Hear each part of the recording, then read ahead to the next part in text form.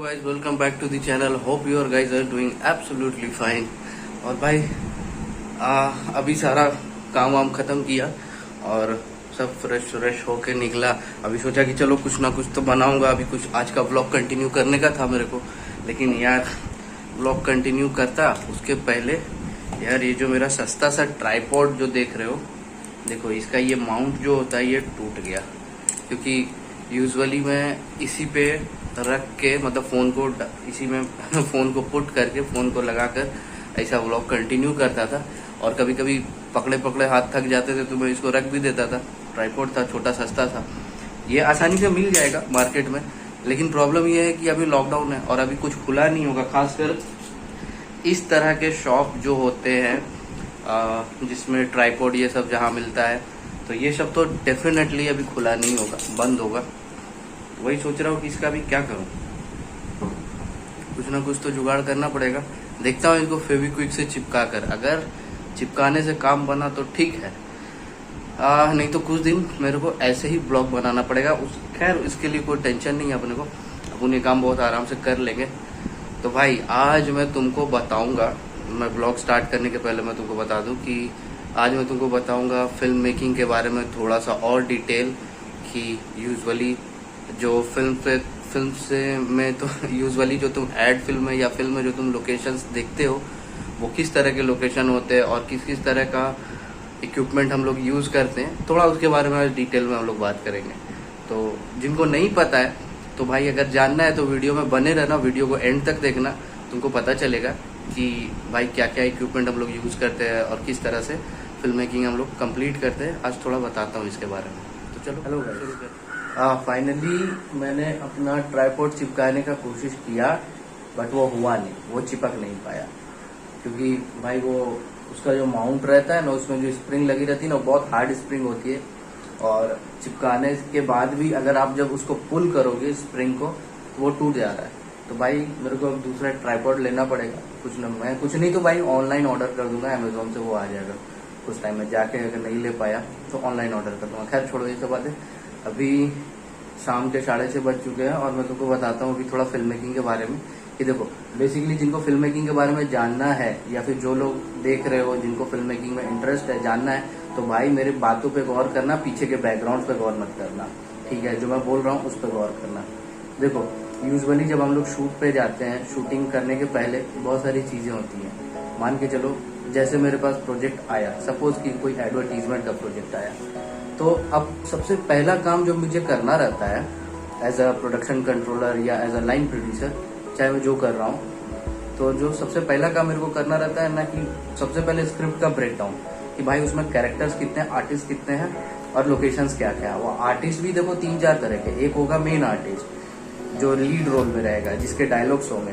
दूसरा होता है फीचर आर्टिस्ट जो आगे पीछे रहेगा, एक्सप्रेशंस देगा, ठीक है? और एक होता है जूनियर आर्टिस्ट जो बैकग्राउंड में तुम मूव करते जिन पीपल को देखते हो, जिन लोगों को देखते हो जिनका कोई डायलॉग नहीं रहता, वो लोग यूजुअली ब्लर दिखते होंगे, उनको बोलते हैं जूनियर आर्टिस्ट। अब देखना है कि आर्टिस्ट कितने हैं, आर्टिस्ट में भी मेल है या फीमेल है, ये सारी चीजें मुझे देखना पड़ता है। अब एक बार मैं पूरा आर्टिस्ट का ब्रेकडाउन कर लेता हूँ तो फिर हम लोग स्टार्ट करते हैं कास्टिंग डायरेक्टर को चूज करना। अब हमारे पास कॉन्टेक्ट होते हैं, अब हमारा बजट जितना है उस बजट में देखते हैं कि भाई कौन सा कास्टिंग डायरेक्टर है जो हमारे बजट में आ रहा है। अब सपोज और उसका रील्स मेरे को भेजना पड़ता है कि भाई उस कास्टिंग डायरेक्टर ने क्या काम किया। अब उसका रील जब मैं अपने प्रोड्यूसर को दिखाता हूँ या अपने ईपी को दिखाऊंगा तो वो लोग अप्रूवल देंगे कि हाँ इस कास्टिंग डायरेक्टर के साथ काम कर ले, या फिर मे भी हो सकता है उन्होंने कभी प्रीवियस शूट किया होगा या काम किया होगा कभी पास्ट में उनके साथ, तो उनको भी पता रहता है। तो कास्टिंग डायरेक्टर के पास चला गया कैरेक्टर्स कि हाँ भैया इतने कैरेक्टर चाहिए, 2 लीड 2 मेल कैरेक्टर चाहिए, उनका एज इतना होना चाहिए, तो इस तरह का कैरेक्टर है। तो अब वो क्या करेगा कि ऑडिशंस कंडक्ट करेगा, ऑडिशन स्टार्ट करेगा और ऑडिशंस के वीडियोस हमें भेजना शुरू करेगा। अब हम लोग ऑडिशन के वीडियो डायरेक्टर और प्रोड्यूसर को दिखाते हैं। अब उनमें से जो शॉर्ट लिस्ट होते हैं ऑडिशंस, उन लोगों को सेलेक्ट किया जाता है, ठीक है? अब देखो जैसे ही अपना एक साइड से कास्टिंग होते रहता है, ऑडिशंस आते रहते हैं, हम लोग आर्टिस्ट सेलेक्ट करते रहते हैं, दूसरे साइड साइमल्टेनियसली मैं जो होता हूँ वो लोकेशन पे लगा रहता हूँ कि भैया अब लोकेशन ढूंढना है। अब देखो लोकेशन कुछ भी हो सकता है, मतलब कि अब जैसा कि सीक्वेंस में लिखा है, अगर स्टोरी में लिखा है कि एक लिविंग रूम का सीक्वेंस है जहाँ पे दो बंदे बात कर रहे हैं, फिर लोग बात करते करते बेडरूम में चले जाते हैं, तो मान के चलो फिर उसके बाद बात करते करते बालकनी में आ गए, तो मान के चलो मेरे पास अभी 3 लोकेशन हो गए, bedroom, living room and balcony. अब मेरे को वैसा बंगलो ढूंढना है या वैसा अपार्टमेंट ढूंढना है जहाँ पे बेडरूम, लिविंग रूम और बालकनी मिल जाए। तो यूजुअली मुंबई में ज़्यादातर एडवर्टीजमेंट जो शूट होते हैं वो बंगलोज में होता है, क्योंकि बंगलोज यहाँ पर बहुत आसानी से अवेलेबल है। तो मठ में इतने सारे बंगलो बने हैं, भरे पड़े हुए हैं कि वहाँ पे तुमको बंगलो का कोई मतलब कि प्रॉब्लम ही नहीं होगा। इतने बंगलो कोई ना कोई तो मिल ही जाएगा तुमको तुम्हारे अकॉर्डिंग। तो हम लोग बंगलोज ढूंढते हैं क्योंकि हमारे कॉन्टैक्ट्स होते हैं, इतना टाइम काम करने के बाद ऐसा हो जाता है। तो बंगलो वाले से बात करते हैं, 8-10 ऑप्शन भेजते हैं, जो ऑप्शंस मतलब कि स्टोरी के अकॉर्डिंग होते हैं। अब जब 8-10 ऑप्शन हम लोग सेंड करते हैं डायरेक्टर को और प्रोड्यूसर्स को, तो अब इसके बाद क्या होता है ना कि तुम्हारा वो लोग सेलेक्ट करते हैं। 8-10 ऑप्शन में से हो सकता है 5-6 बंगलो उनको पसंद आए, या 20 ऑप्शन में से 4-5 बंगलो को वो लोग सेलेक्ट करेंगे। अब 4-5 बंगलो जब सेलेक्ट होता है तो फिर हम लोग जाते हैं रेकी करने। रेकी का मतलब होता है कि भाई साहब उस दिन लोकेशन प्रैक्टिकली हम लोग विजिट करते हैं, और प्रैक्टिकली विजिट करने के बाद डायरेक्टर, प्रोड्यूसर हम लोग सब मिलकर डिसाइड करते हैं कि हाँ चलो इस बंगलो में शूट कर लेते हैं, जो हमारे बजट में भी हो और स्टोरी के अकॉर्डिंग भी हो। अब यहाँ पे जब रेकी हो जाती है तो फिर इसके बाद हम लोग बंगलो को लॉक कर लेते हैं। बंगलो एक बार लॉक हो गया, कंफर्म हो गया कि हाँ अब इसी बंगलो में शूट करना है, तो फिर इसके बाद टेक्निकल रेकी होती है। टेक्निकल रेकी में हम लोग क्या करते हैं कि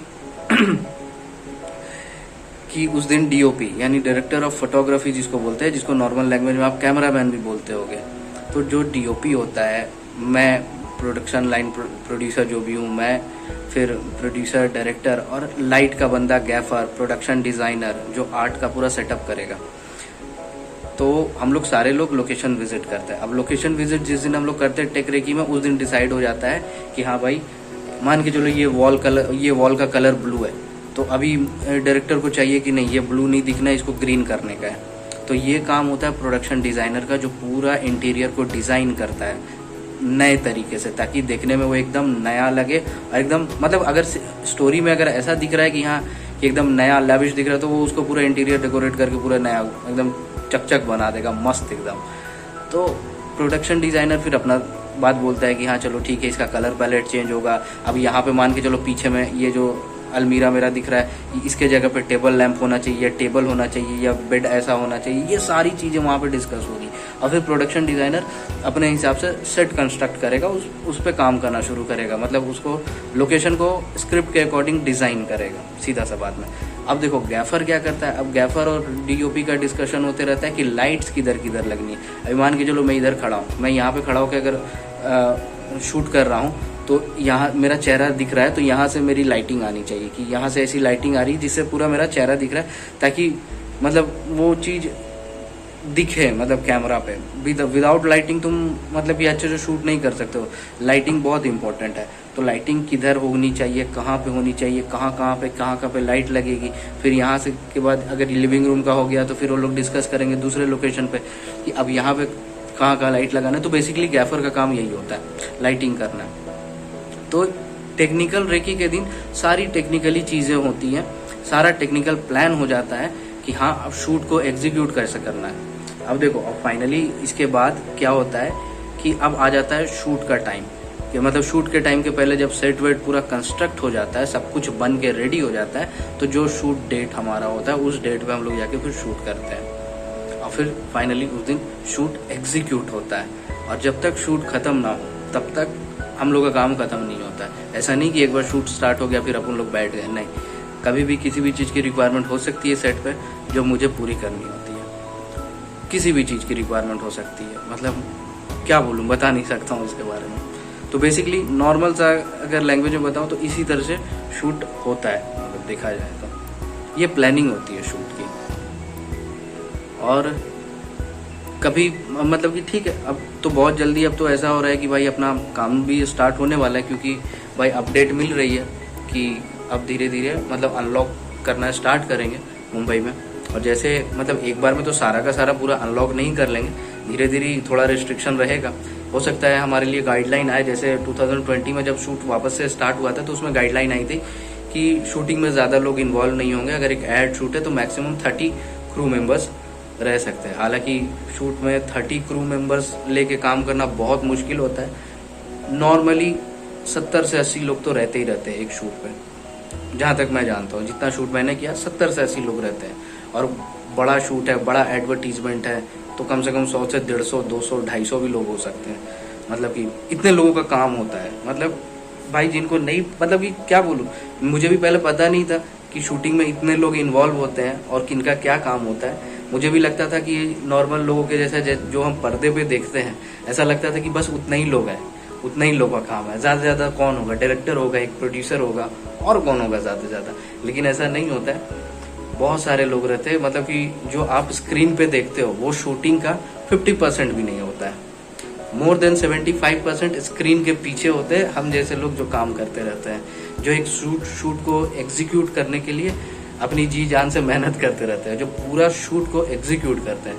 तो हमारे जैसे बहुत सारे लोग पीछे रहते हैं। 75% लोग तुम्हारे कैमरा के पीछे रहते हैं, और जो आप कैमरा पे देखते हो ना, वो मुश्किल से 10 से 20% लोग रहते हैं। लेकिन शायद लोग उन्हीं लोग को ज़्यादा एडमायर करते हैं जो कैमरे पे होते हैं, और जो कैमरे के पीछे हम जैसे लोग होते हैं, हम लोग को तो शायद उतना कोई एडमायर भी नहीं करता। क्यों एडमायर करेगा, हम लोग दिखते भी नहीं, और ना ही किसी को पता होता है कि हम लोग कर क्या रहे हैं। लेकिन हाँ, एक शूट जब होता है तो उसमें ना कि सिर्फ एक एक्टर का हार्डवर्क होता है, ना कि एक डायरेक्टर का हार्डवर्क होता है, ना कि एक प्रोड्यूसर का सिर्फ हार्डवर्क होता है। सारे क्रू मेंबर का इक्वली उतना ही कंट्रीब्यूशन रहता है, जितना एक एक्टर का, डायरेक्टर का, प्रोड्यूसर का, सारे लोग का इक्वली उतना ही कंट्रीब्यूशन रहता है। आप किसी को ये नहीं कह सकते हो ना कि हाँ इसका काम थोड़ा कम है या इसका काम इजी है। नहीं, हर एक लोगों का काम टफ है, और हर एक लोगों का काम ज़रूरी है यहाँ पे। तो ये चीज़ लोगों को, मैक्सिमम लोगों को नहीं पता होती है।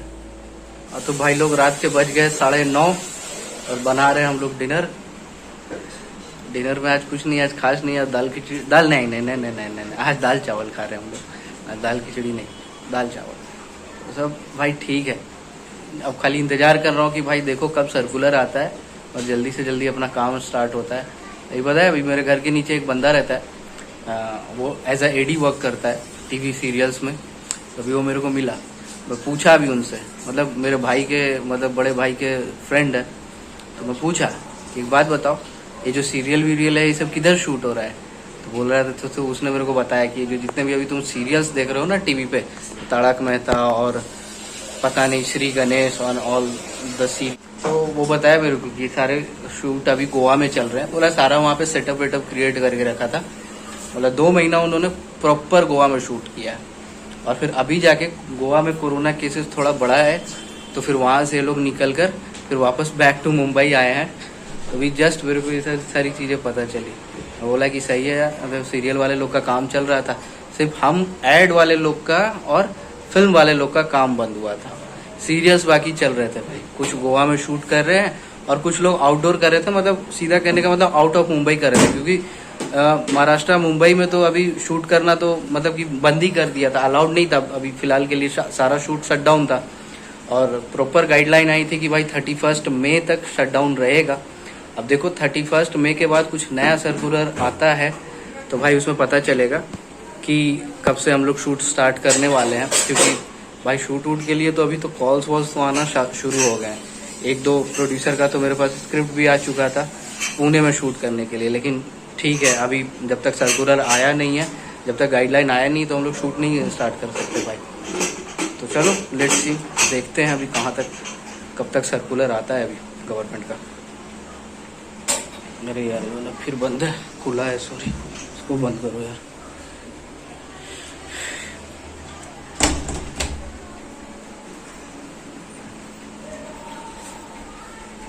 अपना दाल चावल चढ़ गया भाई, देखो इसमें दाल है और इसमें चावल है। अपना सब कुछ इधर रेडी हो रहा है, थोड़ी देर में बनता है तो भाई अपन लोग डिनर कर लेंगे। आज डिनर को डिनर बोला भाई, लंच नहीं बोला। हाँ तो फ्रेंड्स, अभी अपना डिनर विनर कंप्लीट हो चुका। हम लोग आज ज़्यादा कुछ एक्स्ट्रा बनाए नहीं, बस दाल चावल ही बनाए। दाल चावल बना के अपन खावा के सब कुछ रेडी। भाई अभी क्या करूँ, ज़्यादा कुछ दिखाने को है नहीं अपने ब्लॉग में, क्योंकि पता है तुमको कि बाहर नहीं जा पा रहा हूँ। और जो है अभी इसलिए घर का ही तुमको ब्लॉग दिख रहा है मेरा, जो मैं डेली अपने घर पे कर रहा हूँ, या जो भी तुमको फिल्मों की बातें बता रहा हूँ। क्योंकि बाहर जाना सबको पता है यार, क्या बार बार बोलूँ, बाहर जाना थोड़ा सेफ नहीं है। चलो, अगर आज का वीडियो अच्छा लगा हो, अगर यहाँ तक वीडियो को देख लियोगे तो वीडियो को लाइक कर देना, चैनल को सब्सक्राइब कर देना। मिलता हूँ तुमसे नेक्स्ट व्लॉग में, यानी कि कल।